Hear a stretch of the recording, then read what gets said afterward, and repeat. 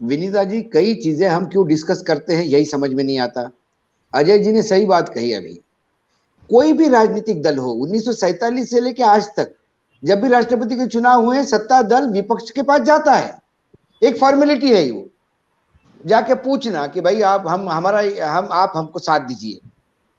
विपक्ष भी कहता है कि सर हम चर्चा करेंगे, देखते हैं। कोई किसी को मना नहीं करता। ये हमेशा होते आ रहा है। तो ये राजनाथ सिंह की जगह आप किसी दूसरे प्रकाश जावड़ेकर को भेज देते और उसके जगह यार आप किसी ऑर्डिनरी आदमी को, कैलाश विजयवर्गीय को भी भेज देते तो कोई फर्क नहीं पड़ता। यदि कांग्रेस के यहाँ राजनाथ सिंह जाएंगे तो थोड़ी मना करेंगे कि हम आपकी शक्ल नहीं देखते, खबरदार मेरे दरवाजे पे आए तो। वो बात होगी, वो कहेंगे कि ठीक है आपने बोला, आपने नाम अभी तक बताया नहीं, हम भी चाहते कि एक कॉन्सेंस, हम भी हमारे पार्टी में बात करेंगे। एक फॉर्मेलिटी होती है ये। तो राजनाथ का जाना इसको कोई बड़े मायने नहीं है। हाँ, दो बातें क्लियर है कि कुछ शॉट है एनडीए के पास, वर्तमान में जो सरकार है उनके पास, और उन्होंने बहुत पहले, आज से 2 महीने पहले ये अपनी व्यवस्था कर ली है। वो अब एनडीए जो मोदी जी की सरकार है वो इसलिए नहीं चिंतित है कि अभी उनके पास नंबर कम है। नंबर उनके पास 65% से ज्यादा का है। जब नतीजे आएंगे, जब देख लेना। ऑलरेडी बीजू जनता दल से बात हुई है। बीजू जनता दल से बात ये नए रास्ते से हुई है, इसमें कोई पॉलिटिकल रास्ता नहीं है। एक अश्विनी वैष्णव करके रेलवे मंत्री है, वो उड़ीसा कैडर के आईएएस ऑफिसर रह चुके हैं। वहां से उन्होंने वीआरएस लेने के बाद कारपोरेट सेक्टर की दलाली की, लाइजनिंग करते थे। उसके बाद वो राज्यसभा आ गए, ओरिजिनल राजस्थान के रहने वाले हैं, पाली के। वर्तमान में या कई दिनों से, जब से बीजेडी रूल कर रही है, नवीन के पिताजी जब थे, बीजू दा, तब भी ओडिशा में नेता नाम का होता है और सरकार ब्यूरोक्रेट चलाता है।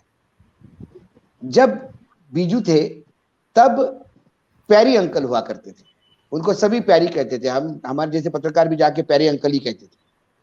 वर्तमान में पांड्यान नाम का एक आईएएस ऑफिसर है जो पूरी सरकार चलाता है, पार्टी चलाता है, सब कुछ वही करता है। पांड्यान के और अश्विनी के बहुत अच्छी दोस्ती है, बहुत पुराने संबंध है। तो रास्ता ये खुला गया है कि आप राष्ट्रपति चुनाव में हमको साथ दे दीजिए, लोकसभा भले आमने सामने लड़ जाएंगे। क्योंकि इस बार लोकसभा भी बीजेपी को सीट नहीं लेने देना, ये बीजेडी ने तय कर लिया है। इसीलिए पूरा मंत्रिमंडल बदल दिया है और 2017 में जो रिजल्ट आए थे जिला परिषद के, उसको एकदम टर्न आउट कर दिया। इस बार उन्होंने जिला परिषद की इलेक्शन भी बहुत सीरियसली ले ली, क्योंकि उनको पता है कि हमारी अभी जैसी राष्ट्रपति के टाइम की पूछ परख होती है, ये पूछ परख कंटिन्यू यदि बनी रहे तो हमें लोकसभा में हमारा प्रेशर ग्रुप चाहिए। तो राष्ट्रपति चुनाव के लिए तो एक स्टेट परमानेंट हो गया है। दूसरा वाईएसआर रेड्डी, वाईएसआर कांग्रेस है, जगन रेड्डी की वहां प्रॉब्लम है। वहां बीजेपी नहीं है, वहां कांग्रेस, टीडीपी और वाईएसआर, ये है 3 प्लेयर है बड़े। वाईएसआर के ऊपर ऑलरेडी कई केसेस है। यहां हम बोलते हैं कि जो सीबीआई और ईडी के केसेस बहुत सारे दिनों से पेंडिंग पड़े हैं। बीच बीच में कई बार राज्यसभा में वाईएसआर जगन रेड्डी ने बेल आउट किया है सरकार को, जिसके एवज में जगन रेड्डी के सारे ईडी के मामले अभी फाइल बंद ड्रॉवर में पड़ी हुई है। ये बंद ड्रॉवर में कंटिन्यू रहेगी यदि आप राज्यसभा में राष्ट्रपति में बेल आउट करते हैं। ये दोनों राज्य जब हो जाते हैं साथ में तो उनका परसेंटेज 65 क्रॉस कर लेता है। इसके बावजूद भी उन्होंने हर राज्य में जो इंडिपेंडेंट है विधायक, उनके लिए राज्य पार्टी को ऑथराइज किया है कि आप आपके राज्य में जितने इंडिपेंडेंट है, जैसे महाराष्ट्र में अभी 9 इंडिपेंडेंट का क्रॉस वोटिंग करवाया राज्यसभा के चुनाव में, तो राष्ट्रपति के चुनाव में यदि वो 9 वोट भी मिल जाए तो ऐसा करके भी एक परसेंटेज और बनता है। तो सभी स्टेट हेड्स को वो जिम्मेदारी दी है कि आपके यहाँ के इंडिपेंडेंट जितना आप साथ में ला सकते हो, that is an added advantage, सिर्फ बताने के लिए। अब आते हैं हम विपक्ष के ऊपर। तो कांग्रेस, बीजेपी का तो तय हुआ है और बीजेपी का नरेंद्र मोदी तय करेंगे। राष्ट्रपति वही होगा जो नरेंद्र मोदी के टोटल कहने में होगा, रबर स्टैंप होगा। इसलिए राजनाथ से लेके तमाम जो नाम है, वेंकैया से लेके, तब तक मुझे कोई नहीं लगता। हाँ, महिलाओं को प्रधान जरूर दे देंगे, क्योंकि उनको एक महिलाओं को भी राष्ट्रपति बनाना है। पिछली बार सुमित्रा महाजन को बुला के बिठा था, 3 दिन 4 दिन ताई यहाँ बैठी रही और बाद में ताई को बोला गया कि कोई और हम दलित को कर रहे हैं, आप चले जाइए, क्योंकि वो ब्राह्मण थी। इस बार महिला और ट्राइबल पे ज्यादा फोकस है। क्योंकि गुजरात का ट्राइबल वोटर अभी भी बीजेपी के पक्ष में नहीं आता। बीजेपी के लिए गुजरात में वो ट्राइबल बेल्ट तकलीफ वाला है। वही बेल्ट राजस्थान, मध्य प्रदेश को टच करता है। आज में बाद में उड़ीसा में और छत्तीसगढ़ में भी आपको ट्राइबल है, एक बड़ा बेल्ट बन जाता है ट्राइबल का। नॉर्थ ईस्ट में ट्राइबल से, आसाम में ट्राइबल है, महाराष्ट्र में छुटपुट ट्राइबल है, जो फिर तेलंगाना को लग के जो एरिया है, तेलंगाना छत्तीसगढ़ जो नक्सल बेल्ट है वो। तो इन्हीं सभी ट्राइबल को खुश करने के लिए, एक परसेप्शन बनाने के लिए हो सकता है कोई ट्राइबल आ जाए। अब इसमें अनुसुईया उइके भी ट्राइबल है, फॉर योर इन्फॉर्मेशन, वो भी ट्राइबल में आती है। वो मरमू भी ट्राइबल में है। ऐसे कई नाम है। लेकिन जैसा कि मोदी का शॉक ट्रीटमेंट होता है, आइन टाइम पे 11 तौर पे कौन नाम आएगा किसी को पता नहीं। नाम ऐसा आएगा जिसको ढूंढने के लिए हम एक दूसरे को फोन करेंगे और नेट में सर्च करेंगे, और उस राज्य के पत्रकारों को फोन करेंगे कि भाई इसका रिकॉर्ड क्या है, जरा बताओ, ये अभी राष्ट्रपति घोषित हुआ है। विपक्ष के लिए एक साझा उम्मीदवार ढूंढना बहुत जरूरी है। विपक्ष ने जरूर एक खेल खेली थी, एक ऐसा नाम सामने लाने का प्रयास किया, शरद पवार। लेकिन मैं पहले दिन से बोल रहा था कि शरद पवार राष्ट्रपति नहीं बनेंगे, क्योंकि शरद पवार को अभी भी एक्टिव पॉलिटिक्स करनी है। राष्ट्रपति एक बार आप बन जाते हैं तो आपको बहुत सारी फ्रेम में अटकना पड़ता है। तो शरद पवार एक ऐसा नाम है जहां वाईएसआर कांग्रेस और बीजेडी ये रीथिंक कर सकती थी कि अब शरद पवार यदि सामने है तो हमारे पुराने संबंध भी शरद पवार से। लेकिन शरद पवार दोनों हाथ से, शरद पवार ढोल की बजाने में एक्सपर्ट है, दोनों हाथ से ढोल बजाते हैं। तो एक हाथ उन्होंने मना करके बीजेपी पे भी एहसान कर दिया कि मैं नहीं बन रहा हूं, आप चिंता मत करो। और अब दूसरा जो नाम होगा, अब वो नाम कोई तो भी ऐसा नाम लाना चाहता है कि जो हारने के लिए तैयार हो, लेकिन नाम ऐसा समाज में प्रतिष्ठित हो कि लोगों को लगे कि ये बहुत बड़ा समाज सेवी है या बहुत बड़ा गांधीयन है, गांधी फिलोसोफर है, कि देखो इसको हराया बीजेपी। बीजेपी दूसरी तरफ बताएगी कि हमने तो लगातार इनसे पूछा, हम तो हर पॉलिटिकल पार्टी के पास जा रहे थे, इन्होंने हमसे कुछ बोला ही नहीं, तो अल्टीमेटली हमने अनाउंस कर दिया। सब अपने अपनी सेफ पोजीशन करने के लिए तैयार है। लेकिन 2000 जो अभी जुलाई में जो राष्ट्रपति बनेंगे वो टोटल रबर स्टैंप होंगे, नरेंद्र मोदी के अपने रबर स्टैंप होंगे। हाँ, मुझे थोड़ा सा ऐसा, यदि मैं जाऊं तो एक महिला और ट्राइबल हो सकती है। अब इसमें कौन हो सकता है, नई महिला ट्राइबल, जरूरी नहीं गवर्नर ही हो या कोई भी हो, किसी समाज सेवी को भी उठा के ला सकते हैं कि चलो आप राष्ट्रपति बन जाओ।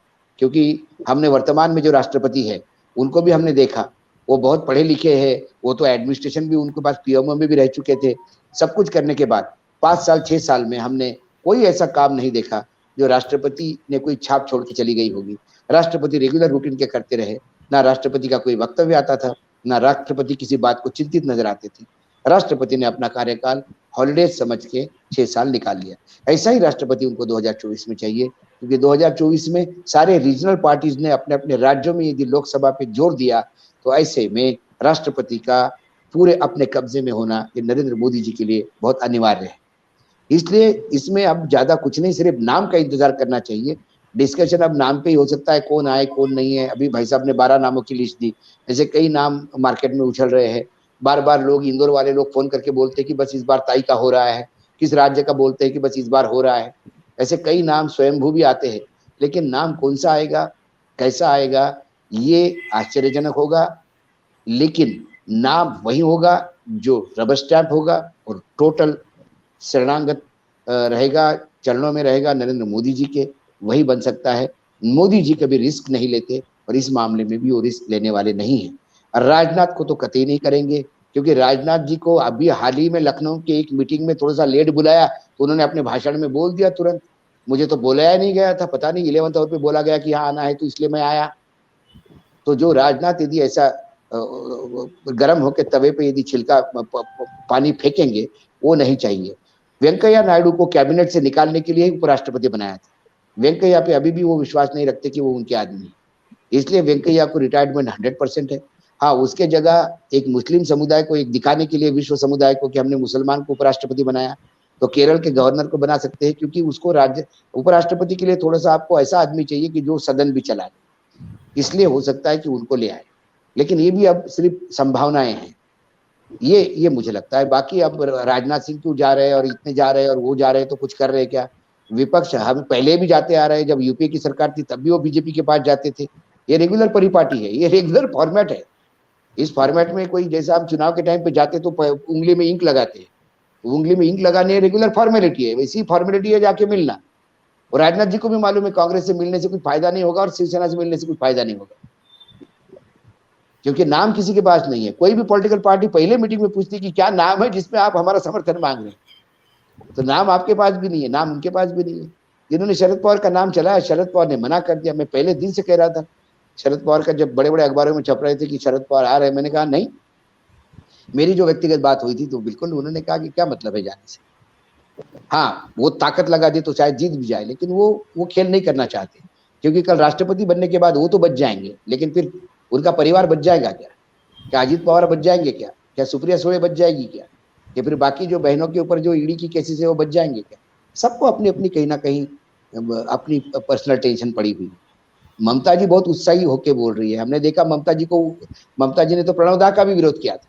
याद करिए वो ऐतिहासिक फोटो, वो वीडियो जिसमें ममता जी मुलायम सिंह जी के पास गई थी और मुलायम सिंह जी ने ममता को समर्थन भी दिया था, और ममता जी अपने घर पहुंचते पहुंचते मुलायम सिंह जी फिर यूपीए के साथ हो गए, और फिर ये भी स्थिति हो गई कि मुलायम ममता सिंह जी यादव बार अपने बार, घर से ही नहीं निकले थे और मुझे ममता मुझे वो भी बनर्जी याद है कि इंतजार करती रहती। ममता जी को इतना बुरा लगा, फिर बाद में ममता जी को ये पता पड़ गया कि दादा तो चुनाव जीत ही रहे हैं।